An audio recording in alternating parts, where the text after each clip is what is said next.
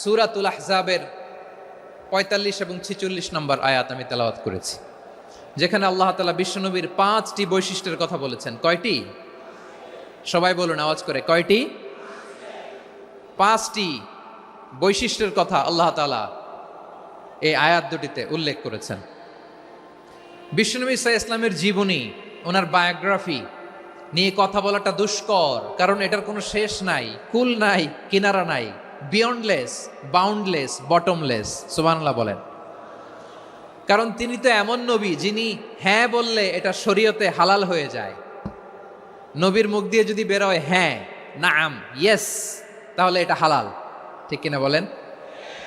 এ নবীর মুখ দিয়ে যদি না বের হয় যে না, নো, তাহলে এটা শরীয়তে হারাম হয়ে যায়। কেমন নবী আমরা পেয়েছি, যিনি হ্যাঁ বললে হালাল, না বললে হারাম, যিনি সাব্বাবা এই আঙ্গুলি উপরের দিকে উঁচু করলে চাঁদ ভেঙে 2 টুকরা হয়ে যায়, যে নবী জমিন থেকে পা উঁচু করলে আল্লাহর আরশে মেরাজে চলে যায়, এমন নবীর উম্মত আমরা হয়েছি। যে নবীকে বাদ দিলে কোরআন বোঝা যায় না, কারণ এ নবীর উপরই কোরআন নাজিল করেছে কে? এ নবীকে বাদ দিলে হাদিস বোঝা যায় না, কারণ হাদিস তো এ নবীর মুখনিসৃত পবিত্র বাণী। সুবহানাল্লাহ পড়েন। এ নবীকে বাদ দিলে জান্নাত চিনা যায় না, কারণ জান্নাত তিনি চাক্ষুষ দেখে এসে আমাদেরকে মেরাজ শেষে বর্ণনা করে শুনিয়েছেন। এ নবীকে বাদ দিলে জাহান্নাম চেনা যায় না, এ নবীকে বাদ দিলে আমার রবকে চেনা যায় না। ঠিক কিনা বলেন? তো বিশ্বনবীর 5টি বৈশিষ্ট্যের কথা আল্লাহ তাআলা এ সূরাতে উল্লেখ করেছেন। আল্লাহ রাসূল সাল্লাল্লাহু আলাইহি ওয়াসাল্লাম যখন মক্কাতে দাওয়াত দিচ্ছিলেন, মক্কার কুরাইশরা নানাভাবে বিষ্ণু ঈসা ইসলামকে কষ্ট দিচ্ছিল, নানাভাবে ট্যাগিং করছিল, মিথ্যা অপবাদ দিচ্ছিল। কখনো কখনো তারা বিশ্বনবীকে বলছিল মিথ্যাবাদী, কাযযাব। কখনো বলছিল যে তুমি হচ্ছে জাদুকর, সাহের। কখনো বলেছে শায়ের, মুহাম্মদ তুমি কবি। কখনো বলেছে কাহেন, মুহাম্মদ তুমি গণক। এবং কখনো বলেছে মুহাম্মদ তুমি হচ্ছে মাজনুন, মানে পাগল। আওয়াজ করে সবাই পড়ুন নাউযু বিল্লাহি মিন যালিক। তাহলে বিশ্বনবীকে মৌলিকভাবে এই 5টি অপবাদ দিয়েছে।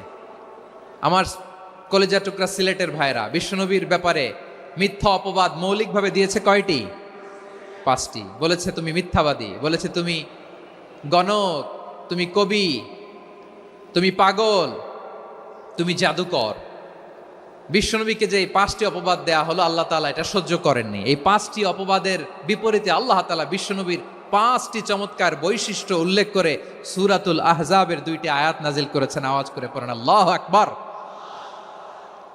5টি চমৎকার বৈশিষ্ট্য সূরাতুল আহজাবের ভেতরে রব্বুল আলামিন উল্লেখ করে আমাদেরকে জানিয়ে দিচ্ছেন, ইয়া আইয়ুহান নাবিয়্যু ইন্না আরসালনাকা শাহিদান ওয়া মুবাশশিরান ওয়া নাযীরা ওয়া দাঈয়ান ইলাল্লাহি বিইذনিহি ওয়া সিরাজাম মুনীরা।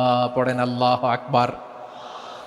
রব্বুল আলামিন ডেকে বলেন, ও নবী, নিশ্চয় আমি আপনাকে সাক্ষ্যদাতা রূপে প্রেরণ করেছি, সুসংবাদদাতা রূপে প্রেরণ করেছি, সতর্ককারী রূপে প্রেরণ করেছি, আল্লাহর দিকে আহ্বানকারী রূপে প্রেরণ করেছি, আর আলো দানকারী চেরাগ রূপে, প্রদীপ রূপে প্রেরণ করেছি। পড়েন সুবহানাল্লাহ। 5টা বৈশিষ্ট্য। 1 নম্বরে আল্লাহ তাআলা বলেন, হে নবী, নিশ্চয় আমি আপনাকে সাক্ষ্যদাতা হিসেবে প্রেরণ করেছি। সাক্ষ্যদাতা, বিষ্ণু ঈসা ইসলাম সাক্ষ্য দিবেন, এজন্য শাহিদ। শাহিদ মানে সাক্ষ্যদাতা। আওয়াজ করে বলুন, শাহিদ মানে কি? তিনি সাক্ষ্য দিবেন। মুবাশশির, 2 নম্বর বৈশিষ্ট্য হচ্ছে তিনি মুবাশশির। মুবাশশিরুম বিরাহমাতিল্লাহি ওয়া বিল জান্নাহ। তিনি আল্লাহর রহমতের সুসংবাদ দেন, তিনি আল্লাহর জান্নাতের সুসংবাদ দেন। সুবহানাল্লাহ পড়েন। 3 নম্বর বৈশিষ্ট্য হচ্ছে নাযীর, তিনি সতর্ককারী, ওয়ার্নার। তিনি সাবধান করতে এসেছেন, রিমাইন্ডার দিতে এসেছেন যে আল্লাহর পথে যদি না চলো, শিরকি কাজ যদি না থামাও, তাহলে এমন আযাব আসবে আল্লাহর পাকড়াও থেকে তুমি বাঁচতে পারবে না। তিনি নাযীর। বিষ্ণু ঈসা ইসলামের 4 নম্বর বৈশিষ্ট্য হচ্ছে দাঈয়ান ইলাল্লাহ, তিনি আল্লাহর দিকে আহ্বানকারী। এই যে আমরা আমাদেরকে পরিচয় দেই যে আমরা দাঈ, বলি না? বলি যে উনি হচ্ছেন একজন দাঈ ইলাল্লাহ। বহু বচন আমরা বলি আদ-দুআত ইলাল্লাহ। এটা কোরআনের এই আয়াত থেকে এসেছে। সুবহানাল্লাহ পড়েন। ওয়া দাঈয়ান ইলাল্লাহি বিইذনিহি। আল্লাহর আদেশে বিষ্ণু ঈসা ইসলাম আল্লাহর দিকে মানুষকে ডাকেন। এবং বিষ্ণু ঈসা ইসলামের 5 নাম্বার বৈশিষ্ট্য হচ্ছে সিরাজাম মুনীরা, আলোদানকারী প্রদীপ, আলোকদীপ্ত প্রদীপ, যে আলো দিয়ে তিনি গোটা বিশ্বকে আলোকিত করেছেন। আওয়াজ করে পড়েন আল্লাহু আকবার। তাহলে মোট 5টি বৈশিষ্ট্য নিয়ে আমরা কথা বলবো বিশ্বনবীর। আওয়াজ করে বলুন কয়টি? 1 নম্বরে হচ্ছে শাহিদ, বিশ্বনবী সাক্ষী দিবেন। কি দিবেন? He will be witness for all prophets and for us. তিনি নবীদের উপরও সাক্ষী দিবেন, আবার উম্মতের উপরও সাক্ষী দিবেন। সুবহানাল্লাহ পড়েন। কিয়ামতের দিন আল্লাহ তাআলা প্রত্যেক নবীকে জিজ্ঞেস করবেন যে তুমি কি তোমার উম্মতের কাছে আমি যা যা পৌঁছাতে বলেছিলাম পৌঁছিয়েছো? নবীরা বলবে আল্লাহ আমি পৌঁছিয়েছি। নবীদের কথা ঠিক কিনা, সত্য কিনা, এর সপক্ষে তখন বিশ্বনবী সাক্ষী দিবেন। সুবহানাল্লাহ পড়েন। এজন্য রব্বুল আলামিন বলেন ফাকাইফা ইযা জিনা মিন কুল্লি উম্মাতিন বিশাহীদিন ওয়া জিনা বিকা আলা হাউলাই শাহীদা। তখন কেমন হবে যখন প্রতিটি উম্মত থেকে আমি একজনকে সাক্ষ্য হিসেবে বের করে আনবো, আর তাদের উপরে নবী আমি আপনাকে সাক্ষ্য বানাবো। পড়েন সুবহানাল্লাহ। তাহলে সব উম্মতের ব্যাপারে সেই উম্মতের নবীরা সাক্ষ্য দিবে, আর ওই নবীদের উপরে আমাদের নবী বিশ্বনবী সাক্ষ্য দিবেন। সুবহানাল্লাহ পড়েন। এজন্য বিশ্বনবী হচ্ছেন শাহিদ। শাহিদের আরেকটা ব্যাখ্যা হচ্ছে বিশ্বনবী সাল্লাল্লাহু আলাইহি ওয়াসাল্লাম আমাদের সাক্ষীর উপরে তিনি সাক্ষী দিবেন। তিনি নবীদেরও সাক্ষী, আবার আমাদের উপর উম্মতের উপরও সাক্ষী। সুবহানাল্লাহ পড়েন। রব্বুল আলামিন বলেন وَكَذَلِكَ جَعَلْنَاكُمْ أُمَّةً وَسَطًا لِتَكُونُوا شُهَدَاءَ عَلَى النَّاسِ وَيَكُونَ الرَّسُولُ عَلَيْكُمْ شَهِيدًا। আর অনুরূপভাবে আমি তোমাদেরকে মধ্যমপন্থী উম্মত হিসেবে তৈরি করেছি, প্রেরণ করেছি। ব্যালেন্সড উম্মাহ, মধ্যমপন্থী উম্মাহ হিসেবে প্রেরণ করেছি, যাতে করে তোমরা সবার উপরে সাক্ষ্য দিতে পারো, আর যাতে তোমাদের নবী হতে পারে তোমাদের উপরে সাক্ষ্যদাতা। পড়েন সুবহানাল্লাহ। আমরা হচ্ছি ব্যালেন্সড উম্মাহ, আমরা সবার ব্যাপারে সাক্ষ্য দিব, আর আমাদের উপর সাক্ষ্য দিবে স্বয়ং বিশ্বনবী। সুবহানাল্লাহ পড়েন। তাহলে আমাদের নবী নবীদের উপরও সাক্ষী, আমাদের উপরও সাক্ষী।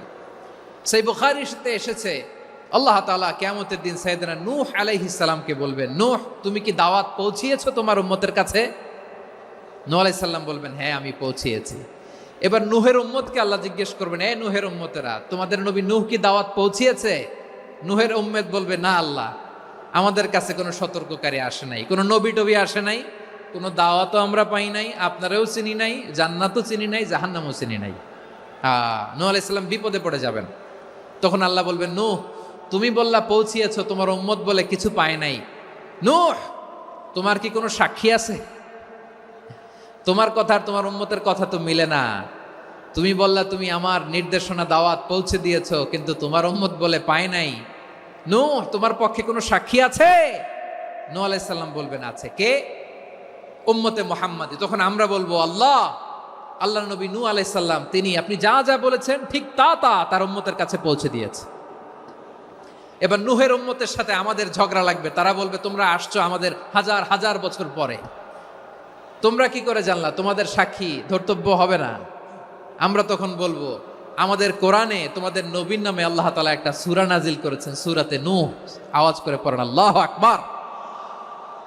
আমরা বলবো আমাদের কোরআনে তোমাদের নবীর কথা আল্লাহ আমাদেরকে জানিয়েছেন, দিন রাত এক করে তোমাদের কাছে তিনি দাওয়াত পৌঁছেছেন। তোমরা কানের মধ্যে হাত দিয়ে রাখতা, চেহারাটা কাপড় দিয়ে ঢেকে রাখতা, আল্লাহর নবী নূহকে পিটিয়ে ছালা দিয়ে পেঁচিয়ে তোমরা পাহাড়ে তুলে রেখে আসতা। সব আমরা জানি। আমরা যখন বলবো এই কথা, নূহের উম্মত চুপসে যাবে। তখন আমরা সত্য বলেছি কিনা এটা আল্লাহ তাআলা জানতে চাইবে বিশ্বনবীর কাছে। তখন বিশ্বনবী আমাদের পক্ষে সাক্ষী দিবেন। আওয়াজ করে বলেন আল্লাহু আকবার। এজন্য আল্লাহ বলেন নবী আপনি হচ্ছেন সাক্ষ্যদাতা, সব নবীদের উপর আপনি হবেন সাক্ষী, আবার আপনার উম্মতের সাক্ষীর উপর আপনি হবেন সাক্ষী। তার মানে নবী গো, কিয়ামতের কঠিন ময়দানে আপনি হবেন রাজ সাক্ষী। বিশ্বনবী কি সাক্ষী? আওয়াজ করে বলেন, রাজ সাক্ষী, সব সাক্ষীর বড় সাক্ষী। এজন্য বিশ্বনবীকে আল্লাহ তাআলা প্রথম যে বৈশিষ্ট্যটা দিয়েছেন সেটা হচ্ছেন শাহিদ। তিনি সাক্ষ্যদাতা, witness for all messenger of God and for all of us. সুবহানাল্লাহ পড়েন।